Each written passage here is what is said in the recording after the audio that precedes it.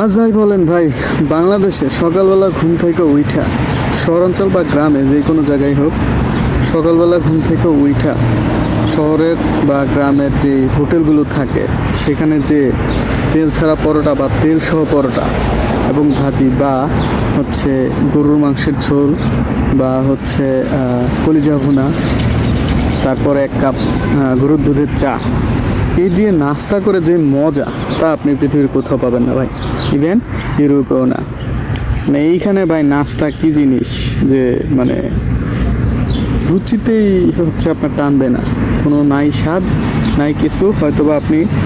খাচ্ছেন আর পেটে যাচ্ছে, আপনার খিদা নিবারণ হচ্ছে, বাস এতটুকুই। কিন্তু ভাই বাংলাদেশে সকালবেলা নাস্তা খেয়ে যে মনের মানে ক্ষুধা, পেটের ক্ষুধা তো দূর হয়, মনের ক্ষুধাও দূর হয়। তো মিস করছে ভাই বাংলাদেশে সেই সকালবেলার নাস্তা, তেল ছাড়া পরোটা বা তেল সহ পরোটা, গরুর মাংসের ঝোল বা গরুর মাংস সহ বা কলিজা ভুনা, তাছাড়া ডাল ভাজি, আলু ভাজি, আসলে মিস করছি।